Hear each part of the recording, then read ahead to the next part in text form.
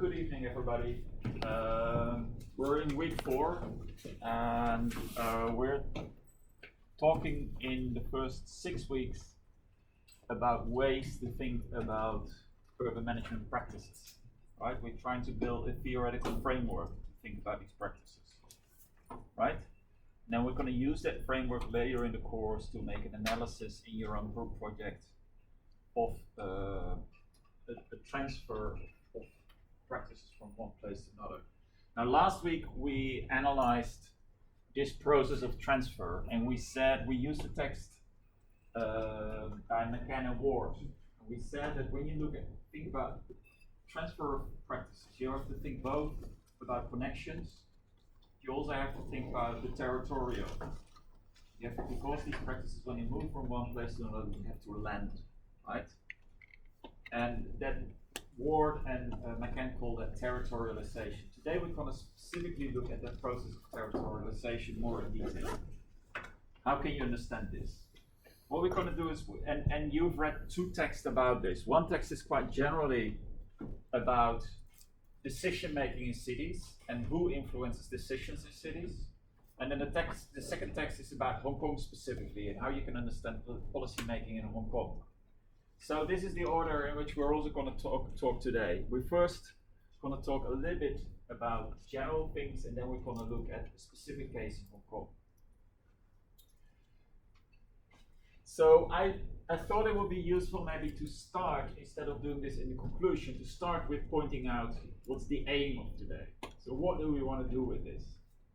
So the aim is that by looking at the transition of management practices in Hong Kong, we want to understand the role of the local the local context in the development of urban management practices in specific cities.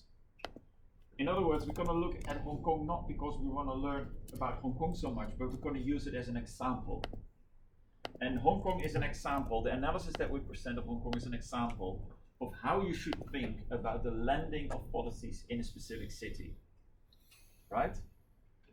And what it will become apparent when we do that, that general developments like the emergence of entrepreneurial government practice under neoliberalism get a specific local expression. So there might be developments that are happening around the world, for instance neoliberalism, but when they spread around the world, they still get their own local form. So this also means that even, remember that 2-3 weeks ago we talked about neoliberalism, and we discussed partly if you could interpret the Chinese governance city as neoliberal, and I discussed how there's now a lot of researchers that say it is. But that doesn't mean, of course, that it's the same as the neoliberal governance structure in the United States or in Europe. It's still very distinctly Chinese as well, even if it's neoliberal, right? So any sort of movement, any sort of practice that travels from around the world and lands somewhere will be adjusted to that local setting. And here we will especially reflect on the relationship between what are called regimes and the context of policy practices. So we'll use the concept of the regime, the policy regime, to understand better how practices are localized, right? So how are we going to do that? What are the contents? First, we're going to talk about the question, what determines government policies? And we'll do that by looking at the text by Ross and Levine. Right? After that, it's a bit tricky because today the talk has 3 parts. Actually, it says number 4 group projects, but we won't talk about that. So basically, we have 3 parts, and there should be a break somewhere at the third and the third. So I think that we're going to do a break after the first bit, and then be a little bit early with the break, and then have a longer part, second part. Second part, first we're going to talk about the text called Tycoon City, which I wrote together with 2 colleagues, which is about Hong Kong and tries to explain decision making in Hong Kong through the institutional setup of Hong Kong. And then after that, we'll look at a specific case study of the transfer of practices to Hong Kong. And that case study is the creative industries policy. So, first point is the determinants of urban management practices. Now, my first question for you guys is, if you think about policy making, right? If you think about policy making from settings that you know, who determines the contents of urban management practices?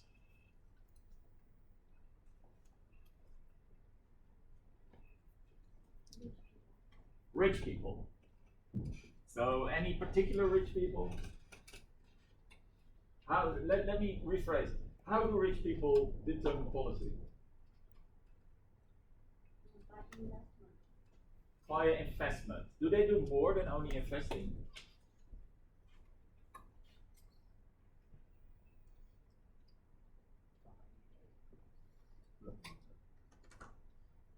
So one of my friends is really ridiculously rich, like terribly rich, like the super rich, right? And he organizes a lot of dinners. And you find in his home, and his home is like big, which is crazy in Hong Kong to have a big house.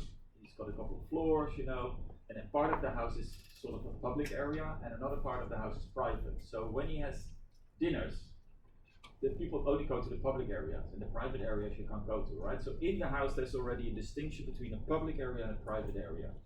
And this is because he hosts so many public functions, right? Or him and his wife, of course. And then they also they have a private chef. So they actually hire a chef that works in their kitchen. So whenever there's people coming to eat, that chef cooks. And that chef is pretty good. So when he invites me to come without all the other guests, we have got really nice food made by the chefs. Really awesome, actually. Why do you think that he has all these social functions?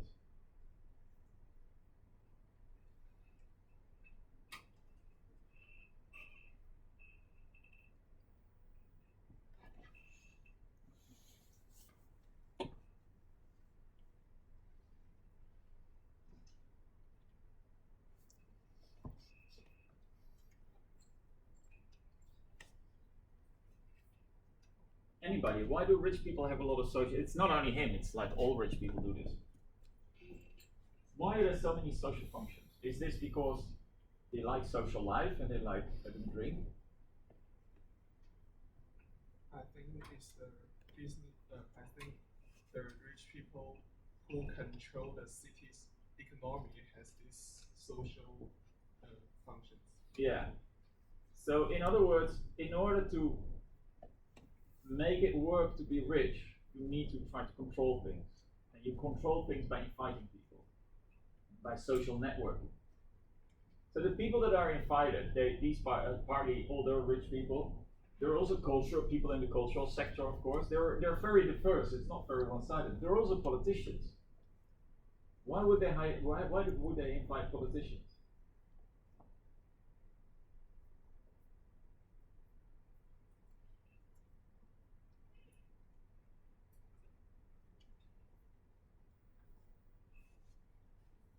Because the politician have the power and resources to support them, to support the rich.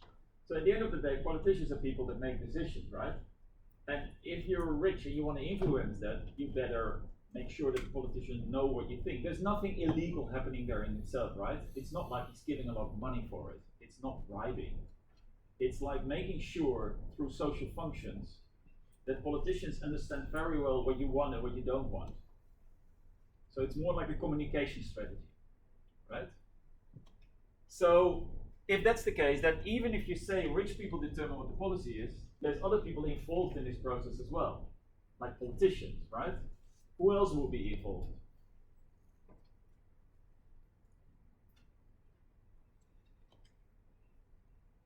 Public celebrity. Yeah, but increasingly influencers, right? And nowadays the way that social media works, and especially if you look at in democracy really has a hard time now with social media. It's like so terribly influenced by all this nonsense coming out and smart things, but also a lot of nonsense coming out of influencers. Has a big influence on voting behavior, for instance, right? Who else has influence?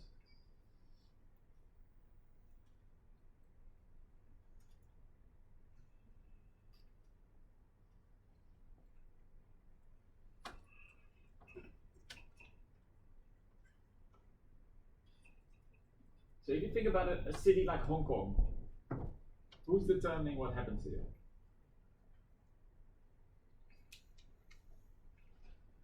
Some experts. Sorry? Some experts. Experts. Yeah, experts also still have an influence. True. Although I think in Hong Kong they're not really listening to experts a lot. Journalists, yeah. How do journalists have an influence?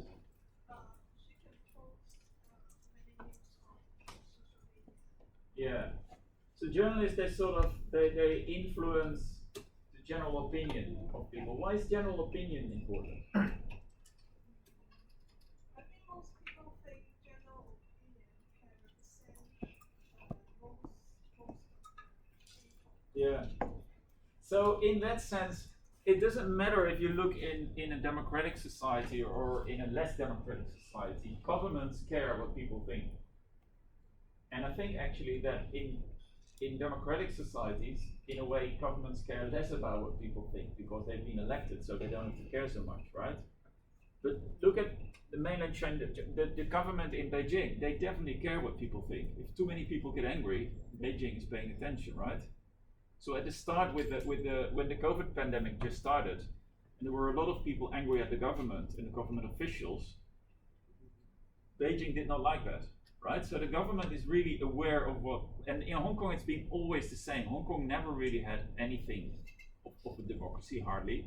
But the Hong Kong government, as soon as people would be protesting, the Hong Kong government would get really pay attention. So it doesn't matter what sort of government you are. As a government, you are interested in what people think. And since social media and journalists influence how people think, that's an important thing for you, right? So, and then of course, so this also means that these people themselves, either as voters in a democratic system or as citizens in a non-democratic system, they have influence also. If in China, if all people don't like something, that is gonna have an influence. If everybody in China is angry, I mean, there will be an adjustment. I mean, you know that's true, right? In certain things. So there's a lot of people having influence, right? Now another question is this the same in every city? Who has influence?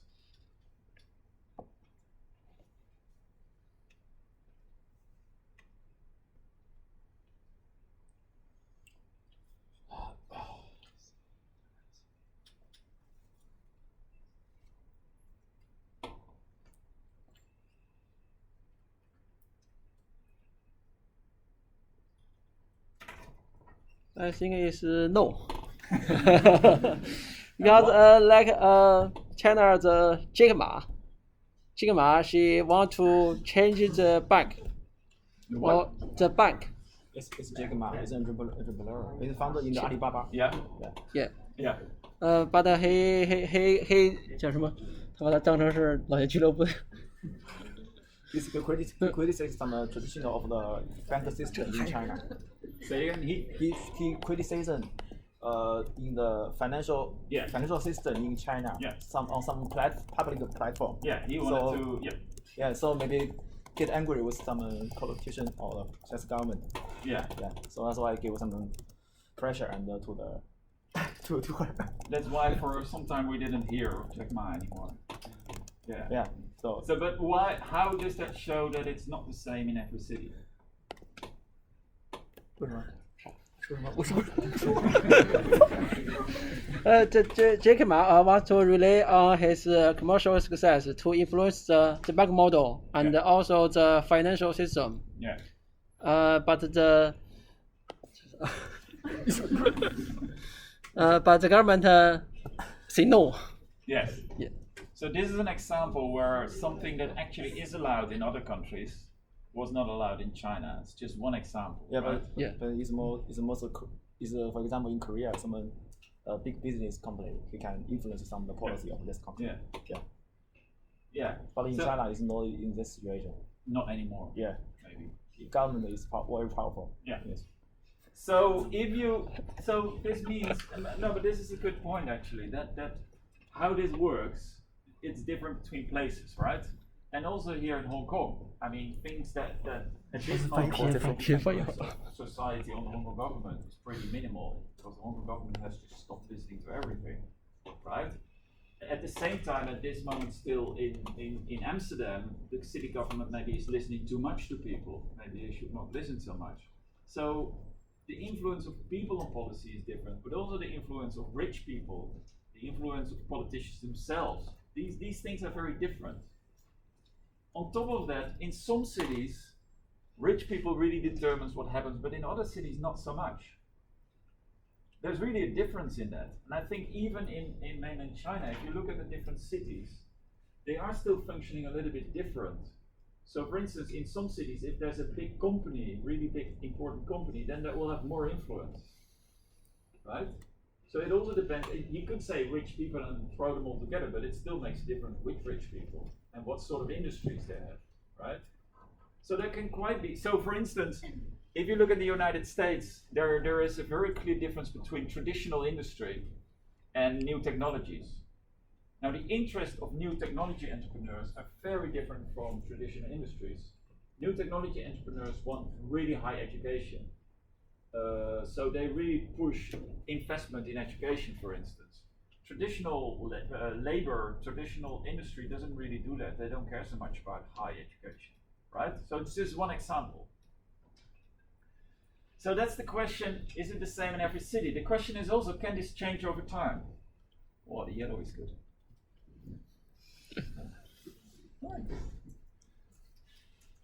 Can this change over time?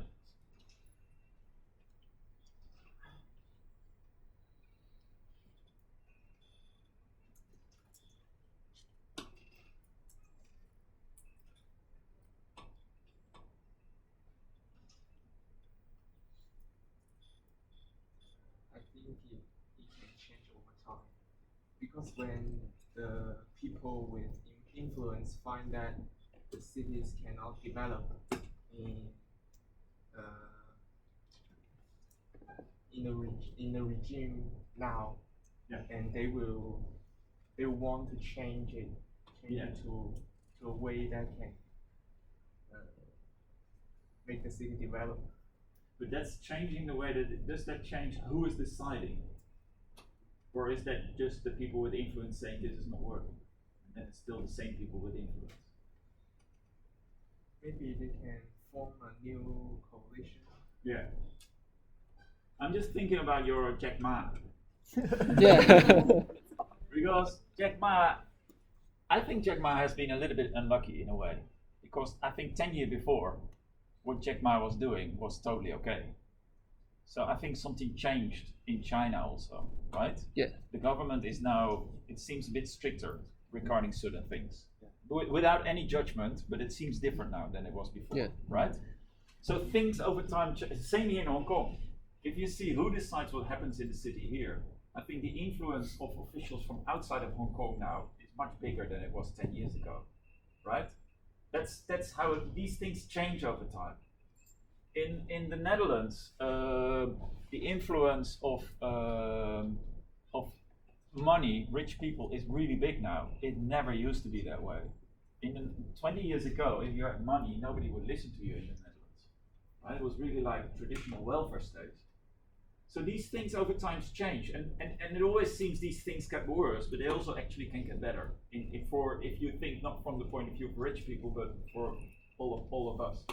right? It can be that also people get more influence instead of less. So these things change over time. Now, a last question to you guys is, if you want to study who has the most power in a city, right? You have to do a research. Study who has the most power in a city. How are you going to do that?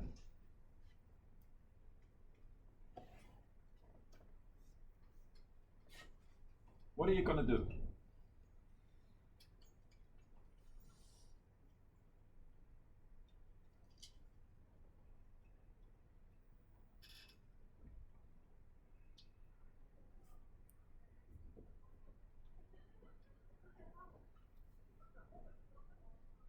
I think we can interview the public directly through questionnaires or survey.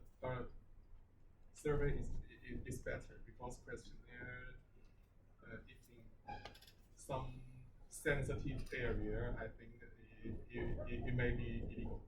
Okay, and then what are you going to ask these people? What? What are you going to ask people? You do a survey. Which questions do you ask?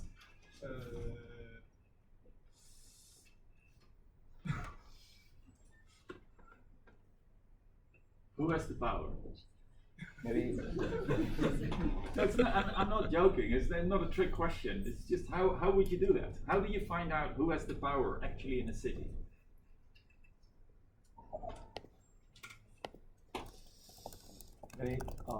maybe search for some information on the official website. Then what kind of this policy in this country? Then because it's different between the democracy country and the not democracy country in different situation. So if you know this question how to get some result, you need to understanding this policy of this country. Okay, so you say you have to look at policies and you have to understand the policy. Yeah. How are you going to make a conclusion if you look at the policy? I'm not saying it's wrong, but I'm just curious. So you look at the policy. For instance, you look at the one-child policy, something like how many children are you allowed to have? And if you look at that policy, how can you from that? How can you conclude who has the power? Who makes the decisions? I'm saying you don't need to every policy. You just know a structure of this government. How maybe you can know it depends on this structure. Maybe you can know who is very powerful or the matter other people. And so how do you find the structure of the government? you can get all this information from the official website of government. So you go talk to the government officials and you ask them who makes the decisions. Now, imagine in a fairy tale world, and they would honestly, although that's not so weird, you can really go to government officials and interview them, right? Yeah. And you, of course, you read the law. There are books about regulations in China, right? So you're going to look at the formal regulations and the structure of decision making, right? If you looking say some news on some newspaper on the some to the what for example so due to the pandemic is get a vaccine. Yeah. It's every Chinese people is get a vaccine already. Maybe not in many China, but now is compared to the America or another foreign country, it's more democracy. So maybe it's some old people and young people don't want to get a vaccine. So that's why I think you can depend on this. Maybe it's very powerful in the government or in China, but it's not compared to this. It's not powerful for another country. And probably that's the formal regulations and partly culture, and this determines then who has influence. So you're saying that maybe in China, because of the rules and the institutional rules and the whole setup, if the Chinese government says something, it has more influence than when a democratic government says something, right? So looking at the rules of decision making is the first thing that you could do, right? Would that always show you the right picture? No. Why not? Because they're in the policy decision process, what he said is the formal structure. Yeah. And there is always some informal structure that we can know. Yes. So there are informal structures. Think about was it the mayor of Sichuan? Who was it? There was this governor, I think, that was convicted because he was too close to the mafia, and he was very efficient in his policing activities. And he did a lot of illegal things, but if you looked at his policies, they were really effective, right? But if you would try to find that in the rules and the regulations, you would never find it because it was halfway illegal. So there's a lot of stuff happening actually that is either illegal or behind closed doors. So if you want to find rich people that have influence, that's all happening behind closed doors, of course. It's hard to find it out, right? So if that friend of mine has an important meeting with a politician, he's not going to invite me to be there, right? Because that's only gonna mess up his meeting, right? So there is the informal part that is how it works within the formal setting, right? So what other approaches could you take then? If you said at the start you wanted to do a survey, I'm still intrigued by that. How could a survey help?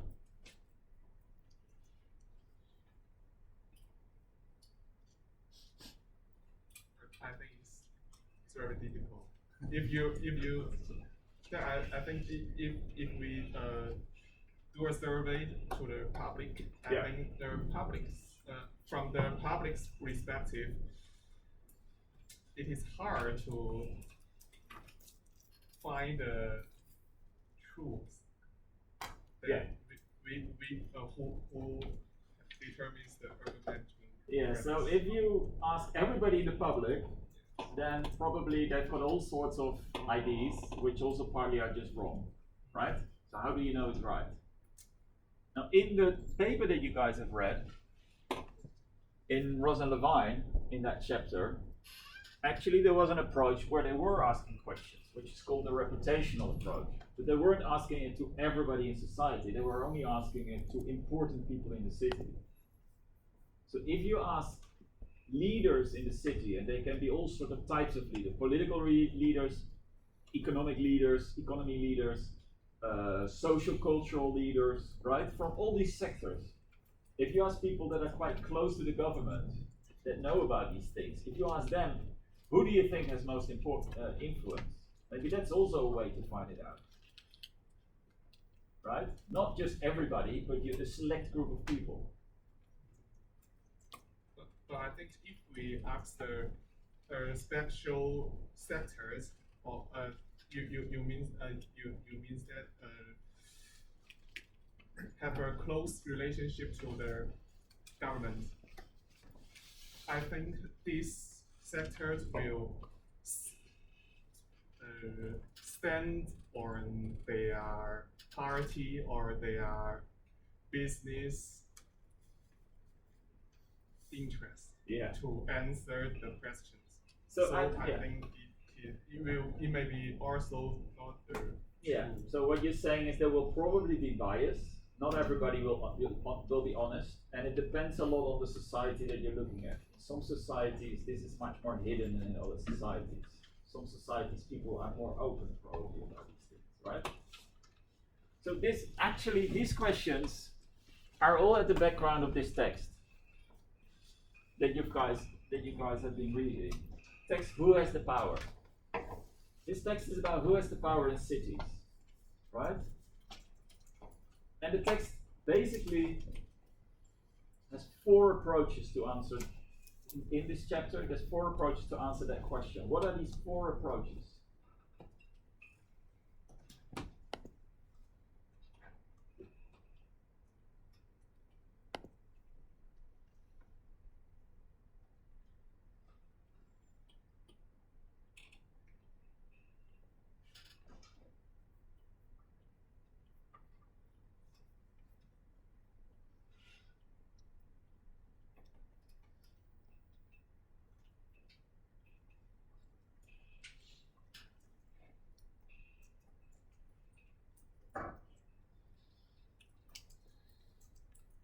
Okay, give me some of the approaches.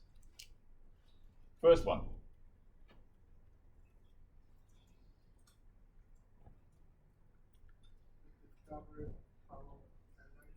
Sorry? The discovery of the power of the light. Power elite. Yeah, exactly. So that's and that's linked here, they say, to the sociological approach, right? The idea that there's a power elite, meaning there's a very small group of people, basically seen as the business elite, these rich people, and they determine the policy. That's the first view. What is the second view? Discovery of pluralism. Yeah. So a second view criticizes this idea of a power elite. And that's called pluralism. That approach does not mean that everybody has as much influence as everybody, but it says there's not one group determining all the policies. There's different groups. So it doesn't say there's no inequality. It doesn't say that most of us don't have any influence. But it still says if you look at who has influence, depending on which policy you think about, which topic you think about, some groups have influence and there are different groups than for other topics. Right? Then there's two more approaches in this paper. What are the other two approaches?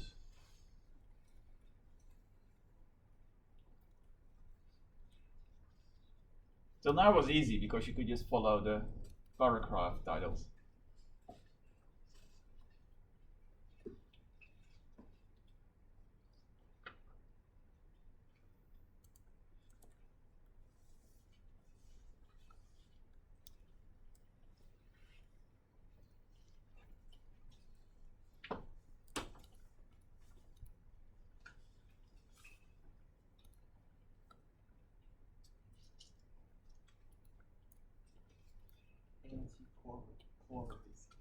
Yeah, so there's a section called anti-pluralism, right? And non-decision critique. Now the point what happened in that paragraph is more that it's criticizing the pluralism. So it's not really introducing a new approach, it's just saying why pluralism is wrong and actually it's elitist. So the anti-pluralists are actually elitist. So that's back to the first approach again.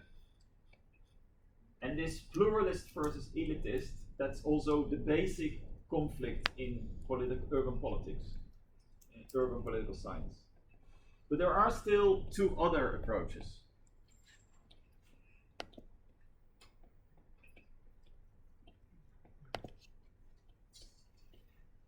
Economic power. Sorry? Economic power and city limits. Yeah, so economic power and city limits. The title is City Limits is the name of a book. It's the name of a book by a guy called Peterson. And in that book, Peterson says, you have to realize this debate between elitist and pluralist is quite ideological. So people that are elitist really think that pluralists are stupid and the other way around. And they always act like every city is the same. Peterson is saying, well, maybe some policies are elitist and other policies maybe are pluralist. It can be mixed, right? So he's looking at different types of policies and saying, depending on the type of policy, you will have a different setting. I'll say a little bit more about it in a second. What is the fourth approach?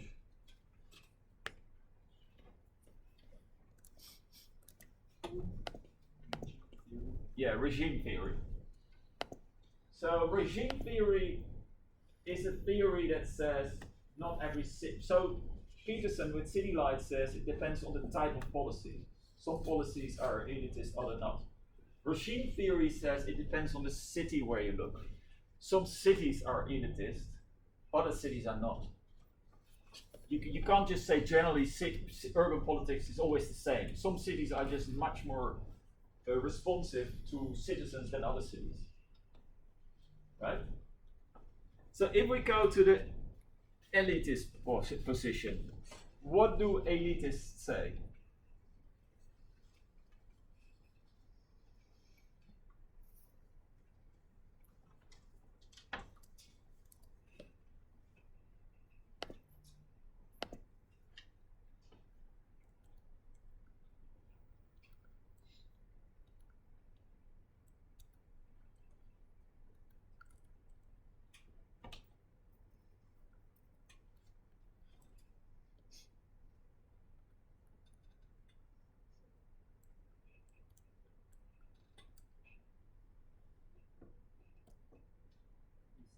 They said the business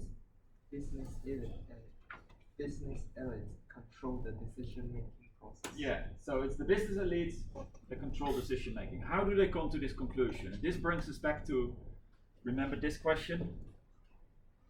The red one? How should you study this? So how did the elitist come to the conclusion that it's a business elite? Hunter used a reputational approach, study the data. Yeah. So Hunter, that's one of the really, you know how in approaches in science, there's always a couple of people that come up with it, right? They started. Hunter was one of these writers that really did research into Atlanta and who has the power there. He used a reputational approach. So basically he just asked a lot of elites, cultural elites, economic elites, political elites, who has influence in this city? And then it turned out that there was a group of names kept being mentioned, and he brought it back to a really small group that was linked to one business family, basically. And his conclusion was this business family determines policy in the city, right? So, and this is why it's called a sociological approach, because he's looking at reputation, which is like a sociological term also, and he was a sociologist. So for the pluralist, what was the approach of the pluralist? How did the pluralists do their research?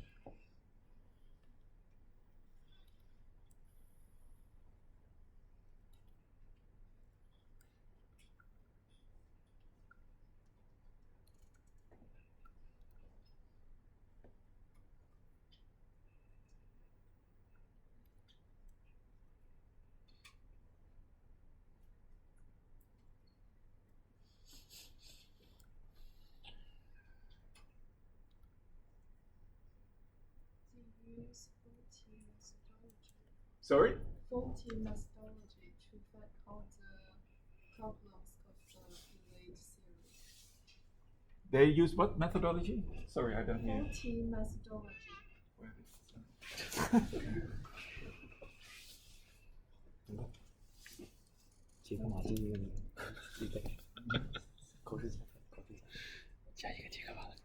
Yeah. So that it starts with the pluralist saying that the methodology of the sociologist is wrong. Faulty means it's wrong, right? So They say the elite theory, the elite policy of theory is wrong, and they find the problem of the. so what was wrong with the method of the sociologist according to the pluralist? Because you're totally right, it's focusing on method.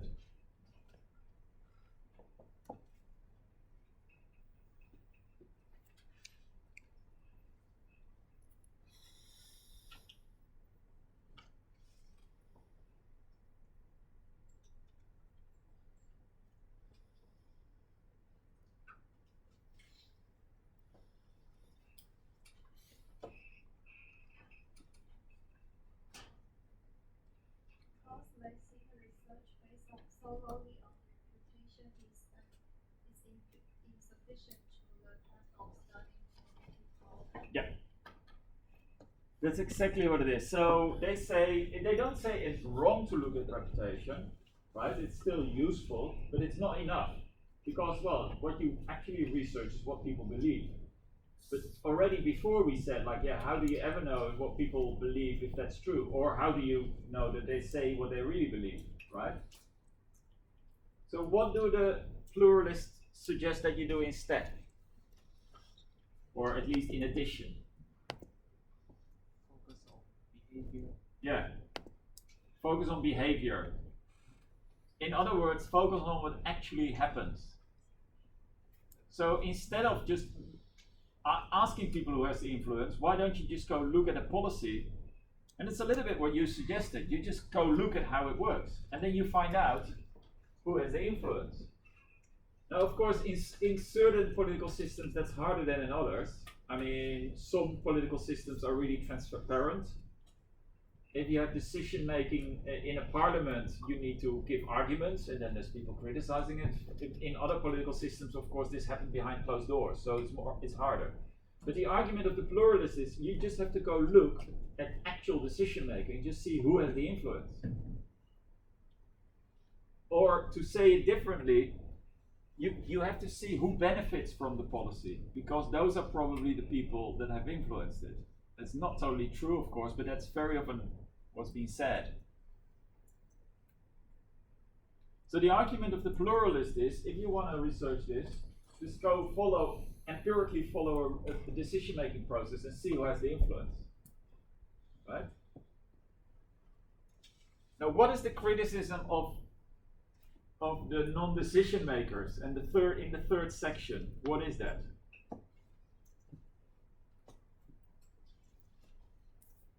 The anti-pluralist and the non-decision critique. What does that mean?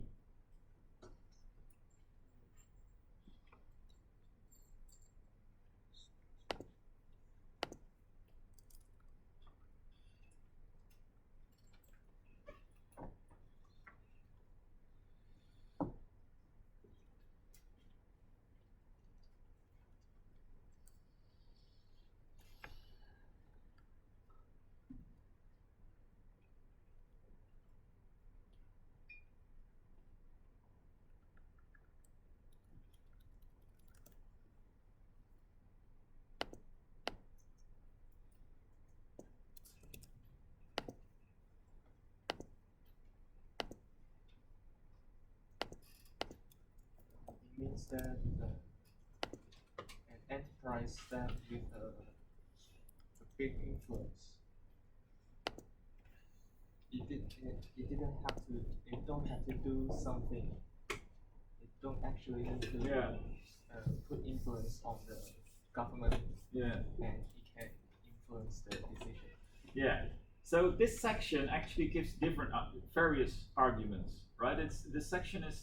It mentions different things. So one thing that it mentions is that Dahl, as a pluralist, just didn't do his work correctly. If he would have done the research to look into, because he's not even mentioning Yale University, which is an important actor in it. So the first criticism of the pluralists is they're just too biased, they don't look well. The second criticism of the pluralists, I'm not sure if that's mentioned as first or a second.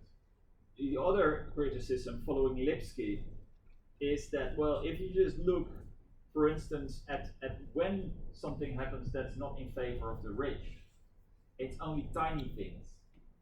So yeah, you could focus on social welfare and the support of poor people, and then say, you see, the rich don't get what they want.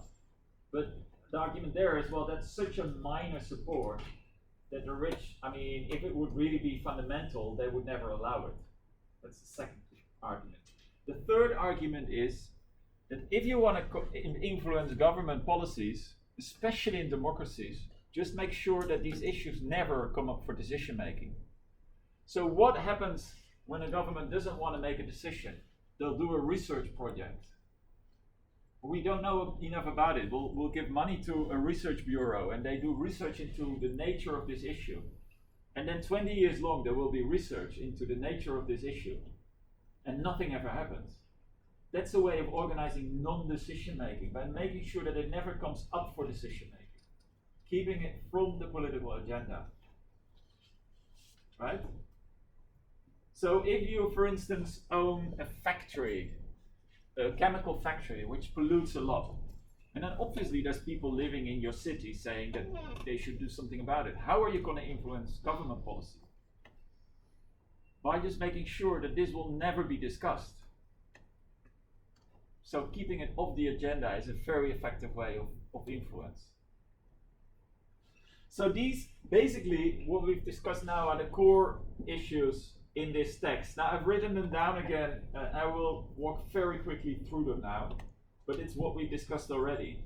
So there's a couple of things that you need to realize when you read this text. It's, first of all, why is it important to ask the question, who has the power?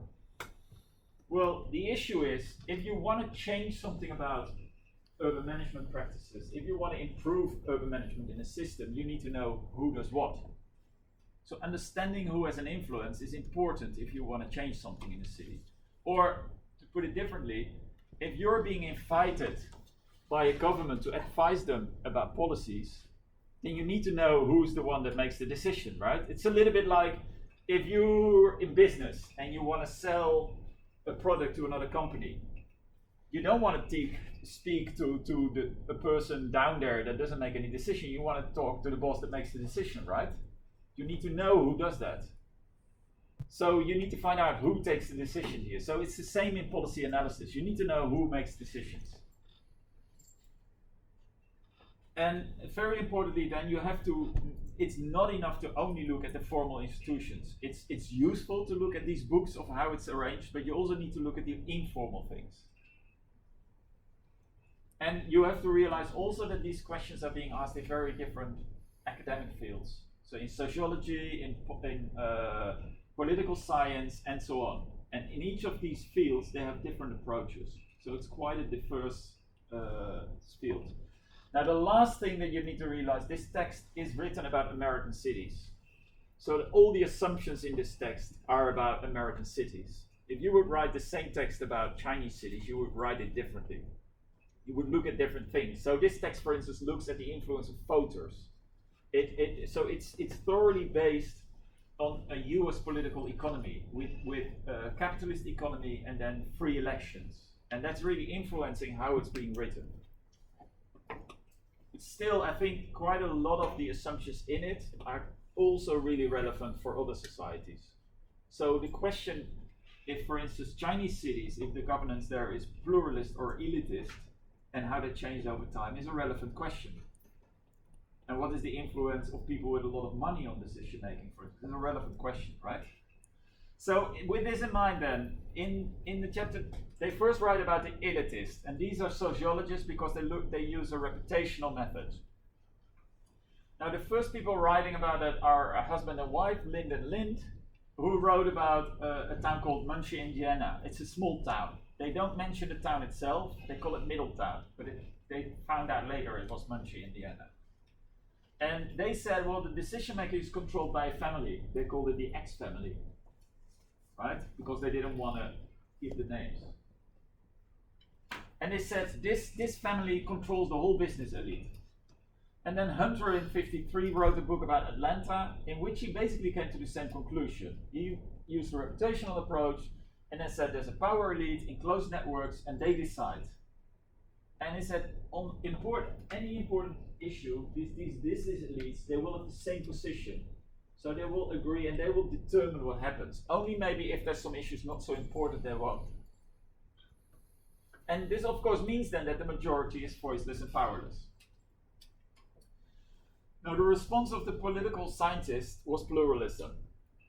And their argument was, power is not so concentrated. They're not disagreeing that there's inequality in power, but they're just saying that there's different groups that influence policy making in different topics. And it's still a struggle between these power groups. So business elites don't have the same vision. They have different visions. Well, there was a book by Polsby, for instance, from 1963, and he showed that in Middletown, the town that Lind and Lind wrote about, that there was conflict and that elites didn't agree with each other. And he said, reputation is not reality. You need to look at behavior. And then Dahl said, well, there is inequality, but there's not one elite that controls everything. Now, and the crucial thing here is the argument that maybe that depends on the type of industries that you have in your city. If all the industries are quite similar, then these industries have similar interests. And probably they're pushing for the same agenda.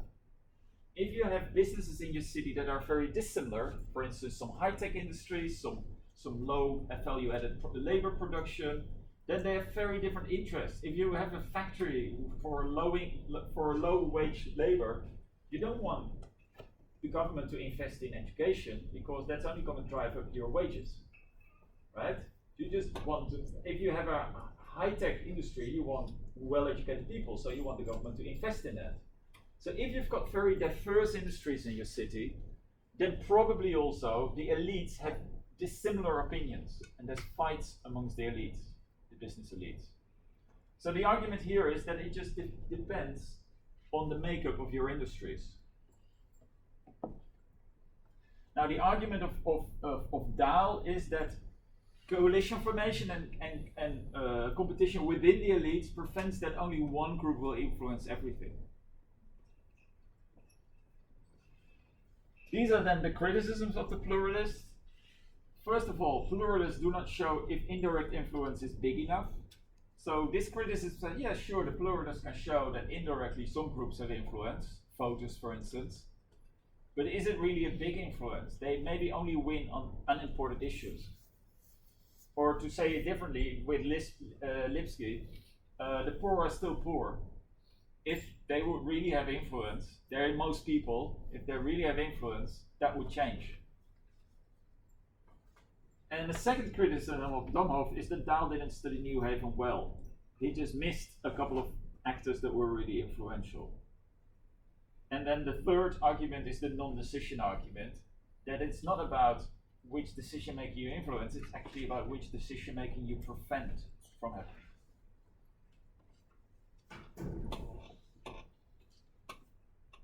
So what is this City Limits book? The starting point of that is that Peterson said, well, this debate is so polarized. You're either an elitist or a pluralist, and when you're pluralist, you say that the others are crazy, and so on. It's just crazy. So what if some issues are elitist in the same city and others not? So Peterson said there's different types of policies, and he says there's developmental policies. These are policies about economic development. Well, in issues of economic development, because they're so crucial for business elites, very often decision making will be elitist. Then there's our distributive policies or redistributive policies. These are policies relating to benefits, social benefits for unemployed wage, that sort of thing. Well, these are also really important for labor, for businesses, because if these are higher, then the taxes have to go up. So that's not good. But then there's also a third type of policies, allocational policies. And allocational policies are about questions like, where are we going to build the fire station? And Peterson says, for those sort of policies, they don't have to be elitist actually, they can be pluralist. So what Peterson did is saying, well, it depends on the sort of policy that you look at in the same city. Some are elitist, others not.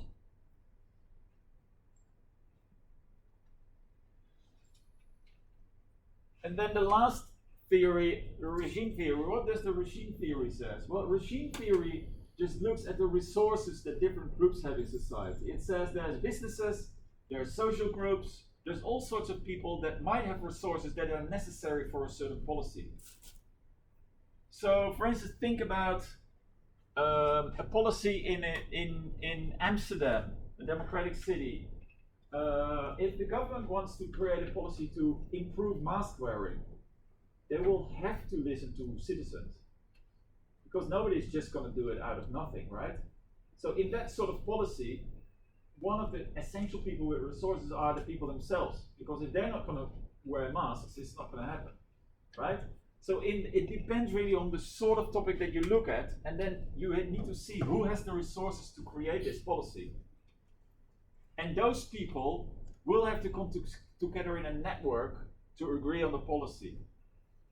And this is a theory developed by Clarence Stone, and he was doing research on Atlanta as well. And what he said is that in some cities, these groups that make decisions, they are the same over a long time, these coalitions. And when they're the same over a long time, they come really embedded in this city, and that's what he calls a regime. So a regime is not in every city, but a regime is that group of people that decides on decision making over a longer term. And what Stone says is there can be different types of regimes. So in some cities there will be regimes that are pro-business. In some cities there will be regimes that don't make a lot of policies, and in some cities there are regimes that are really pro-citizens. So for instance, in the United States, San Francisco for a long time was really well known as a city where citizens were influenced, had a huge influence on policies. It changed totally with the new economy, but before and why was that? Because neighborhoods groups had a really important influence on decision making. Amsterdam was also, in the 1980s, in Amsterdam, it was totally anti-capitalist. Amsterdam government took a lot of decisions actually that were just, the businesses just left the city. And Amsterdam was just, well, if you want to leave, you leave. Right? So there are historically cities that have had a lot of attention for support for poorer people. Now, I don't know the cities in mainland China that well, but I'm sure that also still in mainland China there's differences in how the cities are approaching which groups are benefiting or not. There are still differences in these things. That has to do with a local coalition of groups that makes decisions or local regime. So, according to Stone, it's not one group of elites only. It's not only the business elites. It's a coalition of groups, and this coalition of groups can also include, for instance, voter blocs. It's not only the rich. It's a coalition of groups that decides on how this happens. So, according to Stone, if you want to know who has the influence, go look at the decision-making regime. Find out who are really the dominant people influencing decision-making over a longer time.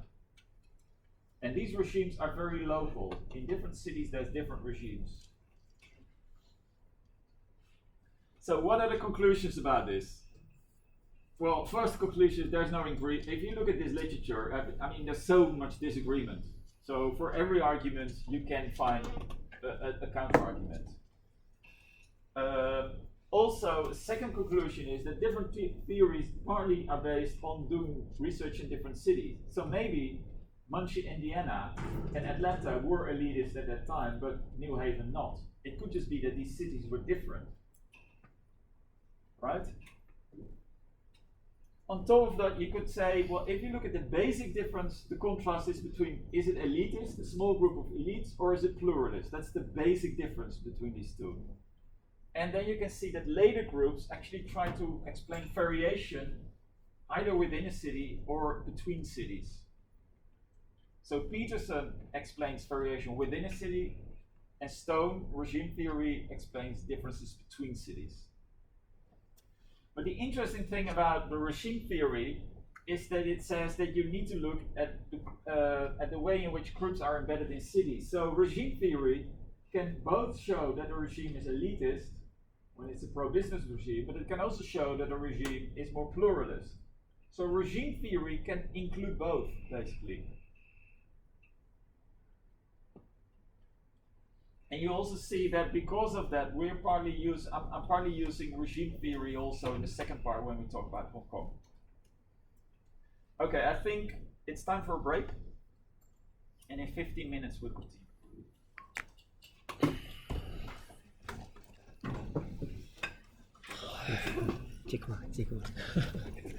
这个吧，马云。一个的记得你看这个，一个我要这个，这个。认识一下，跟那个，把那个让他反过来玩一下。以前，反过来玩一下。我们来做一下。哦，我操他妈！我一下，以前。有事，过来，有事。你让我仨都过去啊？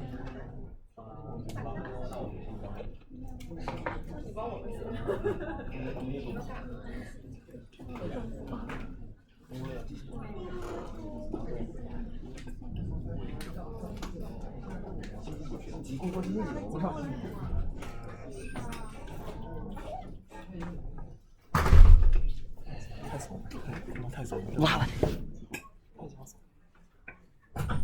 哇好！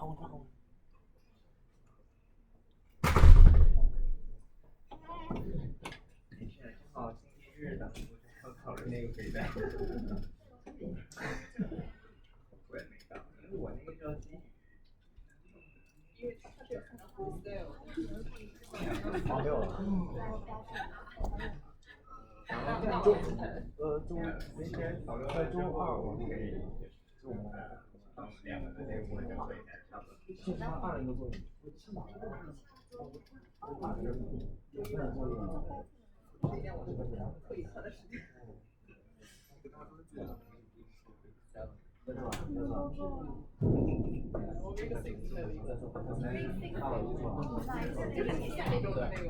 对，我们搞完专2年了，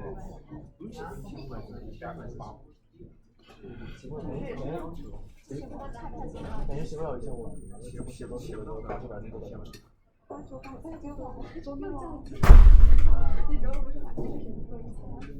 他都写了500多字了，400块500。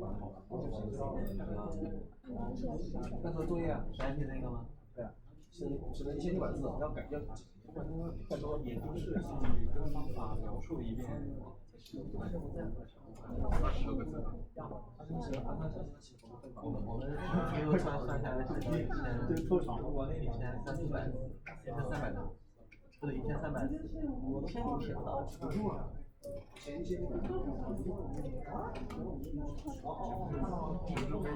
整部媒体给你1颗星。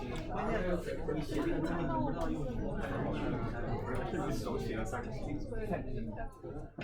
你不会写了把它google翻译一下，我就觉得不太对。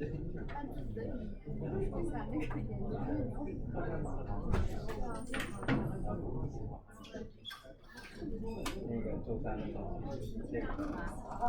这个不Word还没开过，我都不知道啥时候可以在。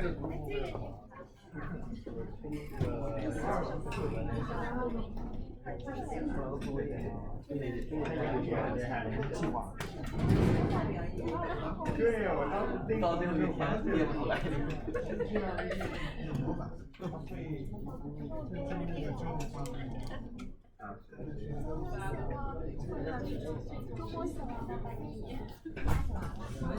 你说是哪方面的？那是一个能力呀，这个很好，这可以进步。就是2遍了。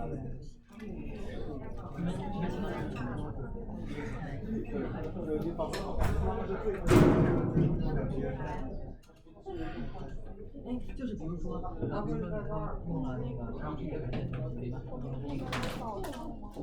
我也不想用，我那么多，那我所强迫的这个东西，那我全部的时间。努力呗。就是 PPT 里头的这种，就是你只要用了，那这样我也不想引用，那能不能不引用？不是概念，就是自己的话说出来的。然后我看，我觉得这类的这个啥，我们一个方法一个。所以我明天是10点起。行啊，忙死了。我就怕起来了，学习。那个不是设计吗？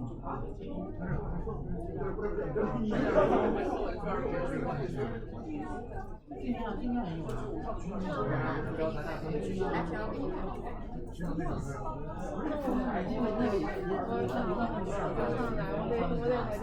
家里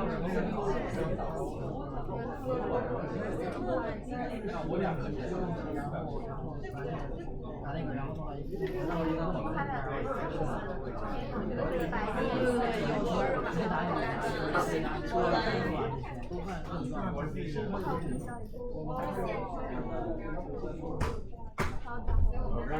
是怎么样一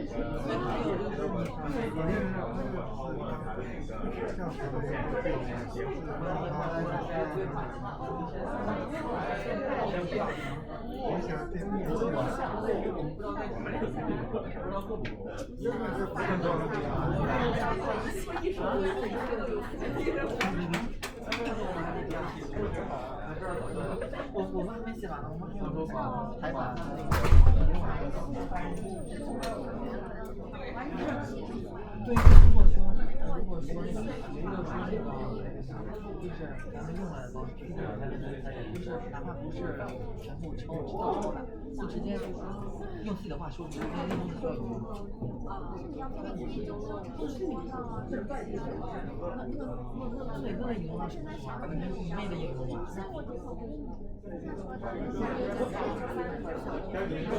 我喜欢的是没有自己打开的。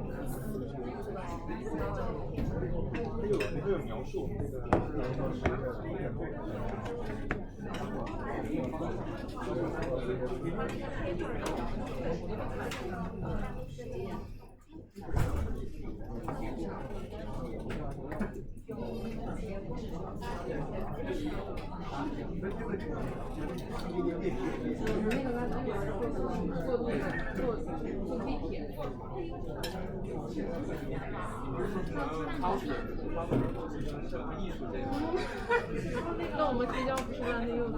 对呀，这我是让柚子，讨论是那个地铁。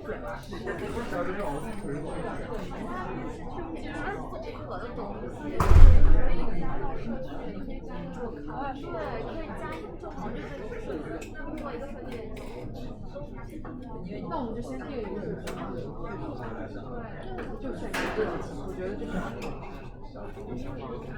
没有，我附近的好。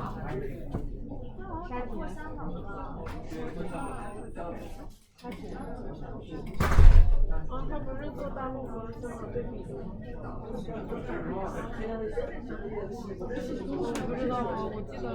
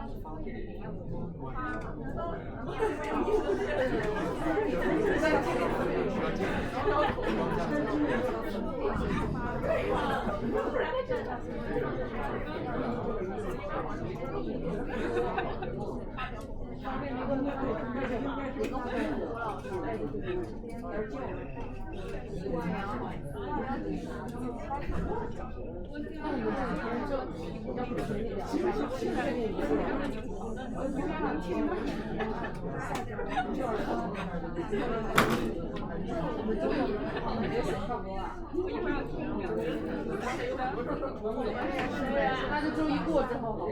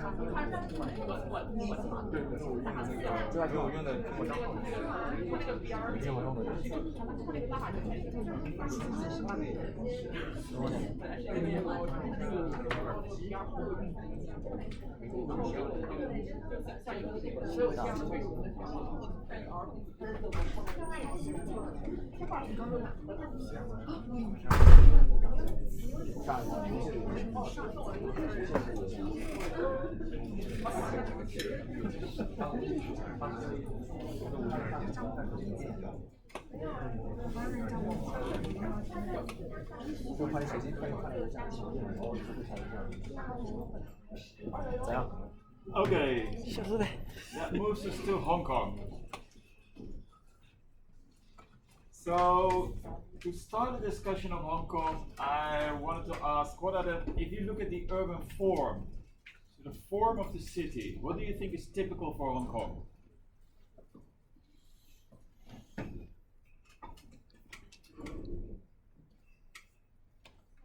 High density. High density. What else? The high density everywhere? Sorry? Yeah, quite a lot of shopping malls.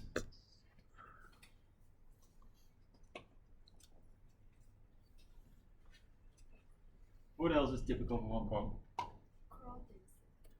Quite crowded. Yeah. So many mountains. So many what? Mountains. Mountains. Mountain, yeah.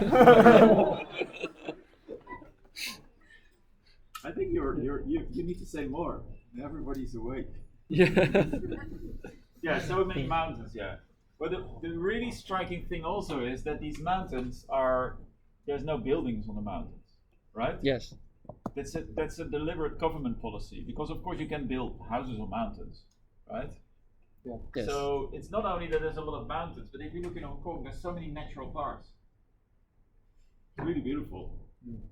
What else?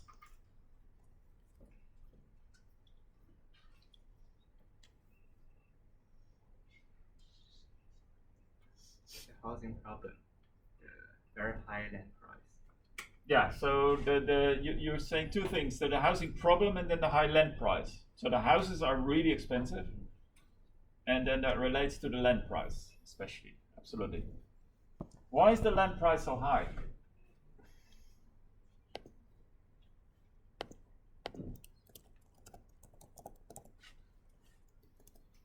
Basic economics. When something is expensive, why is it expensive? Supply. Sorry? Supply or over the demand. Or the demand. Yeah. Right? So either because there's so many people that want to buy it, or because there's not enough supply. Which one do you think it is in Hong Kong? Population density concentration. You can read. Okay, we. Population density concentration. Population density concentration. Population density concentration. Yes. Where is the population density concentration? Such as Zhonghuan. Central. In Central, yeah. Where else? So if you would have to typify the population spread in Hong Kong, where would you say it is?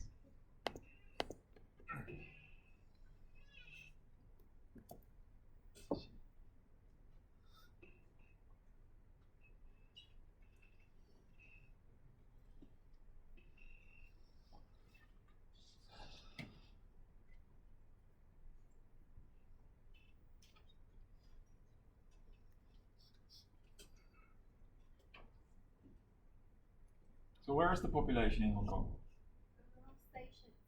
Around stations, yeah, that's a good point. So stations, train stations play an enormously important role in connecting things in this city. But then, so wouldn't you say that population density is especially around Victoria Harbour, so in Hong Kong Island on the north side, Kowloon, and then a bunch of new towns, Tuen Mun, Tsuen Wan, and so on, Tin Hau, right? So actually, there's some places that are ridiculously high density, like really high, and then other places not really. And if you look at where these locations are, it's along Victoria Harbour, and it's a couple of dots, the new towns, and this is all connected by these train lines and buses, but especially also train lines. So this is why if you don't have your own transportation in Hong Kong, it seems that the city is really busy. Because wherever you go into the train, there's people everywhere, it's driving you crazy, almost, right? And everybody's walking so slowly. It's terrible. So, but then there's also a lot of space that's empty, right? Now the empty space, is there a difference between types of empty spaces? So I'm thinking, the really busy places, right, is with the high rises. And then there's National Park. Is there another type of space in Hong Kong?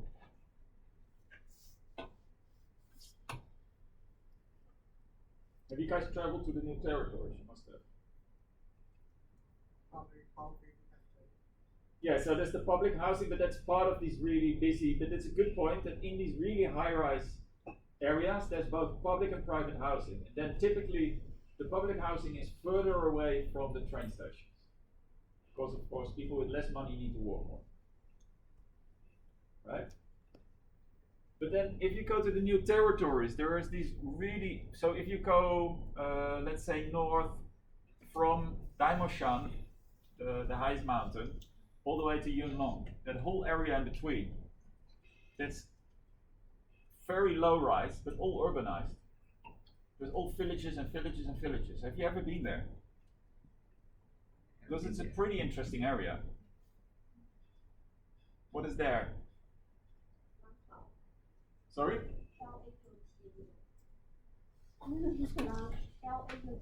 Langtao. Yeah, but that's more to the south. So if you go to the north, the whole area actually from Shenzhen to the south, that whole area, you first get the river, of course, Shenzhen River, then you get a little area that's open, and then you get all these low-rise areas. What is that? Have you guys heard of indigenous villagers? So when the new territories, when the British basically pressured China to give the new territories, right, around 1900, end of the 19th century. In the new territories, there were a lot of Chinese people living. So the British made an inventory of all the people that were living there. These were original inhabitants of these areas, and they are called indigenous villagers, so they are officially registered. right? So all the children of these families have special rights in Hong Kong. They have a right to build what is called their own indigenous villager house, a small house. It's not so small, it's actually, I think it's 1,000 square feet, which for Hong Kong is quite big. And these houses are scattered around these areas. These are indigenous villagers. They've got a lot of power in Hong Kong also, right? So these are just, this is just the sum up that we talked about just now. So 40% is country parks, a clear line between urban and a rural area, high density to Hong Kong Island, Kowloon and the new towns, and then transportation as the backbone. And then low rise in the new territories. So the question is, what has caused this? Why is this the urban form of Hong Kong?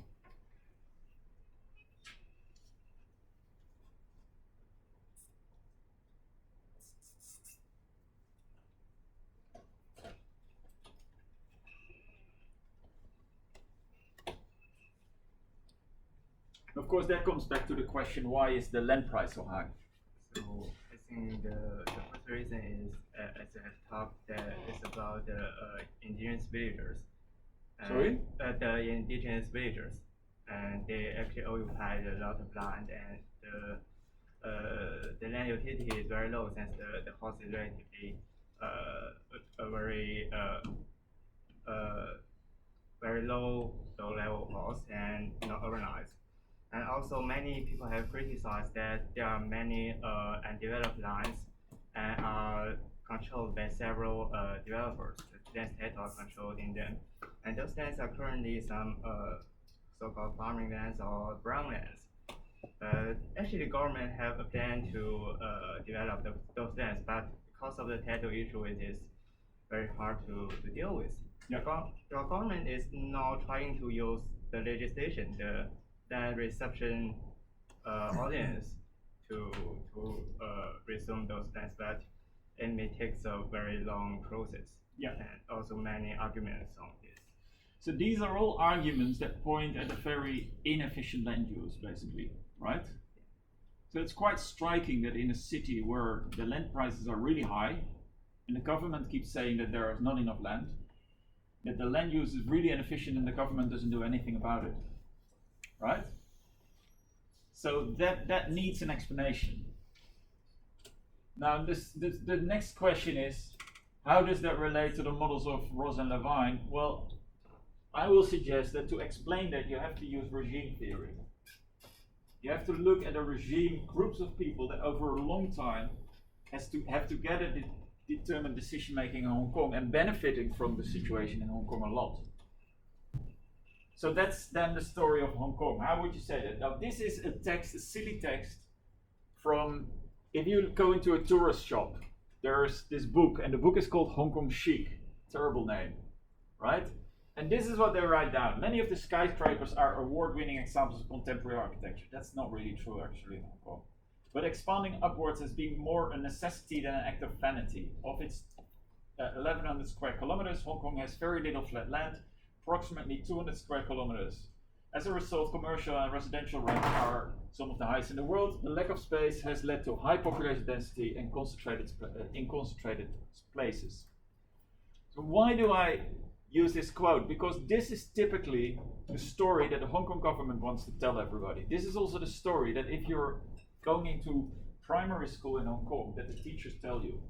In Hong Kong, there's high rises because there's no space. In Hong Kong, the houses are expensive because there's no space. Right? So we can't help it, there's no space. Now, if you look in Hong Kong, this is a picture from Shenzhen, taken from one of the high rises when it was not yet finished, and you could go into these buildings without anybody saying you couldn't. So we went to the top floor and took pictures. So if they're saying that Hong Kong is really, there's no open space, right? But what do you see here? So everything that you see in the city, this whole area, this is Shenzhen, of course. Then here's the Shenzhen River, and what happens at the other side of Hong Kong? It's totally empty.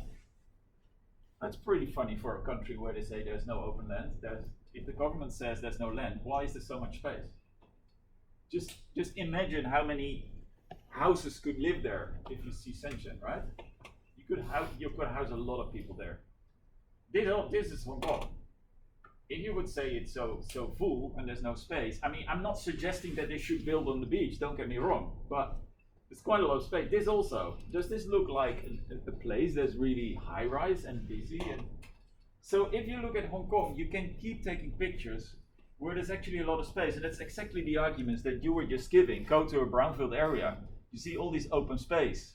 It's crazy. Go to these areas from Jianlong to Dai Shan. You see all these inefficient land use. There's endless car repair places, and they've got all these car wrecks laying around. There's a lot of space, and there's people using that land, but it's not a very efficient use, right?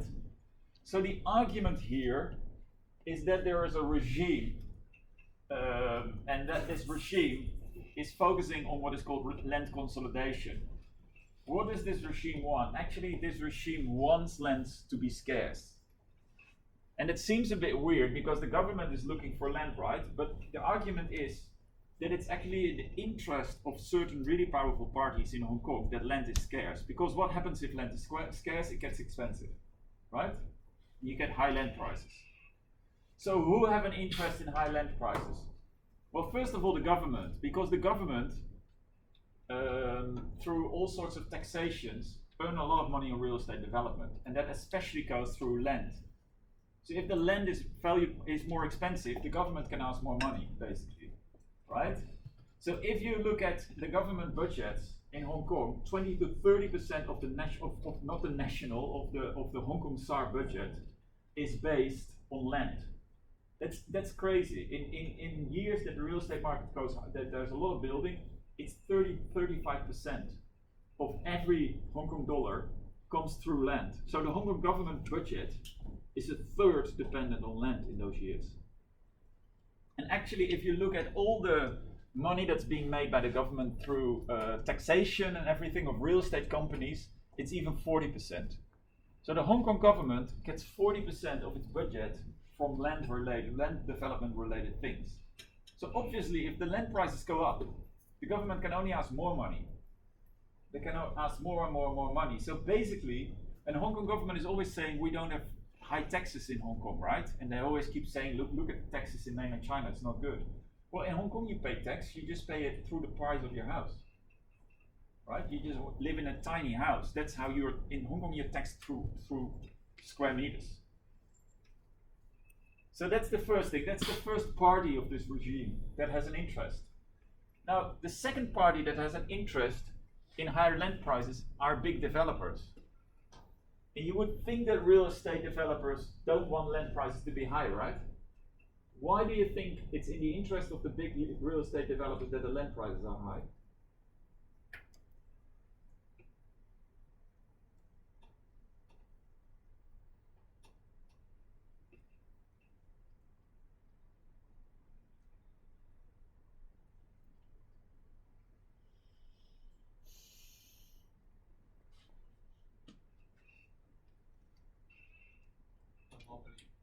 Yeah, that's absolutely the reason.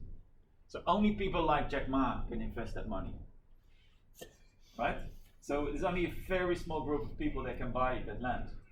So if you're a big real estate developer, so in Hong Kong there were like 4 or 5 real estate developers. If you want to develop a plot of land in Hong Kong, you need an enormous amount of capital to just buy the land, right? So basically, if the land price is really high, a very small group of companies can only develop it. And it's changed a lot because in the last 10 years there's a lot of mainland Chinese real estate companies that have started to enter the market. Of course, they have much more capital.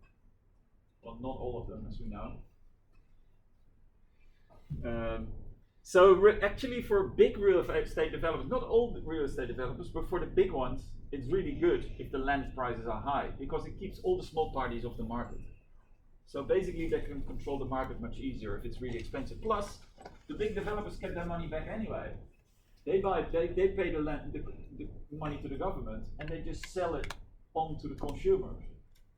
So they get that money back. But it just restricts other developers from operating in that market because you need a lot of capital for the down payment. Now thirdly, train companies. the train company also, of course, in Hong Kong, the MTR company is partly government owned, but it's still a company in its own right. It's in their interest also that there's high density. You can run a train company much more efficiently if you've got high density, many more passengers, and of course, they've got enormous real estate interests also.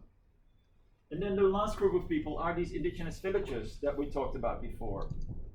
For these indigenous villages, it's really interesting actually that land prices are high. They get their houses anyway, it doesn't matter. They have control over their area. And they are allowed to stay. And then the rest of Hong Kong all has to sit in these really tiny high-rise houses. So this is a group of people that already for a long time have had an enormous influence on decision-making of in Hong Kong. And together you can call them a regime. And they keep telling everybody, they keep educating children to say, we can't help it that the prices are so high because there's not enough land. But actually they want the prices to be high. And then of course the consequence is that people like this guy on the Li Ka-shing guy, he can own all these companies. How? Because he controls the square meters. In Hong Kong, if you control square meters, you can control who have the shops. So for instance, Walmart, the big American retailer, right? They tried to enter the Hong Kong market about 15 years ago, I think, I can't remember. They couldn't because they couldn't find shop space. Why? Because Li Ka-shing and all these guys just didn't want to rent it out to them. So if you control the square meters, you control who comes. So Li Ka-shing, they own all these companies are owned by Li Ka-shing. And then of course you can do the same with New World Development. So they have all these jokes in Hong Kong that if you do not want to spend money and give it to Li Ka-shing, you'll die because it's just impossible. Because you'll have to eat fishbowl soup every day probably, but then still in the end it will go to him, right? Because these companies they control the whole economy, and there's in Hong Kong there's this story as if Hong Kong is a free economy, right? And Hong Kong government it's ridiculous. It's voted every year still as the freest economy in the world. It's an enormous monopoly economy. It's ridiculous. I mean, it's really easy to start a company, that's true. If you just want to set up a company, that's really easy. But if you want to enter a market, there's all these monopolies stopping you from entering the market, right?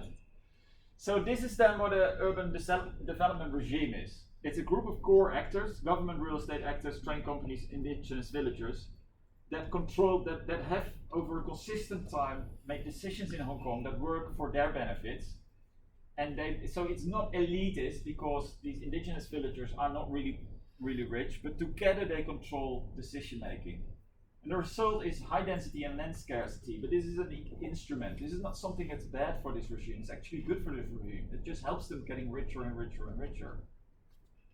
So real estate development, infrastructure development, services, retail, they're all owned by the same companies. Well, maybe not the same companies, but those companies are owned by the same people. So what is the result? It's monopolies and inequality. And then external parties kept from the market like Walmart. So what is the result? The result now is that in Hong Kong, and it is really a big problem because the Hong Kong government, they really are just addicted to land money. They don't know how to change that either. So between 1970 and 1996, land revenue, so that's land premiums, annual rent and rates and property tax. So these are the typical income streams related to land rent. Accounted for on average 33% of annual government budgets. And then if you would look at the profit tax of development companies, would go up to 45%. So what does this mean? Well, this means that if the housing market collapses, basically the Hong Kong government collapses. Because you know how the housing market is. The housing market really goes like this, right? So if for 3 years, 4 years, there's not a lot of building, Hong Kong government doesn't get income. Right? So which means Hong Kong government, even if they've had years and years and years where they were saving so ridiculous much money, but they wanted to do that because they knew that if the market goes bad, they need that money, that cash reserve, right? So even in most cities you would say, well, that's okay, you earn a lot of money and you spend that money on poor people to make life safe for them, right? But the Hong Kong government didn't want to do that because then they would spend that money, and if the economy turns bad, there would be basically not in a good situation, right? So remember the story of Hong Kong government. What does Hong Kong government say? Hong Kong government says, well, land prices are expensive because there's not enough land. But why is it really? It's basically really because these parties have an interest in this. It's a choice. It's a conscious policy actually. But it's all the time, it's hidden from view. So it's really interesting. If they did a little research into school books and what children in primary and secondary schools are taught about Hong Kong, you keep being told that there's no space, that it's the freest economy in the world. You keep being told that there's high mobility, so if you're born poor, like Mr. Li Ka-shing, then you can become rich. They keep saying, well, if you really do your best and work really hard, you can make something of your life. Whereas if you just realistically look, then that's not really possible. So it's understandable that, I mean, growing up in Hong Kong, if your parents are not rich, it's just not so easy, right? So that's what this chapter is about. Tai Kung City. What is the core message of this chapter?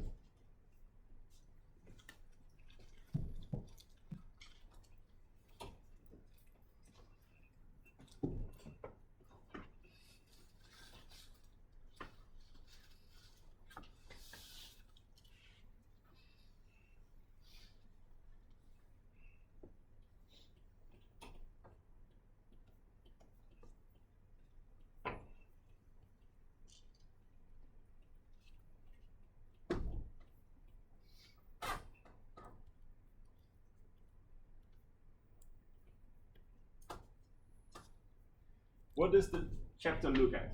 Let's start with that. What's the topic?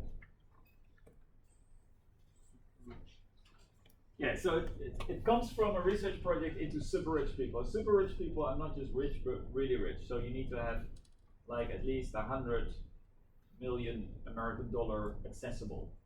It's a lot, right? So it's the really, really, not the 1%, it's the 0.1%, right?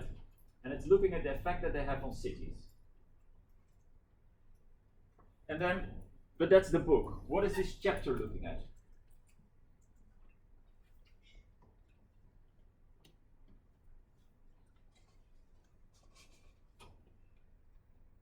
Chapter discusses the changing public reception of wealth and inequity in Hong Kong. Yeah.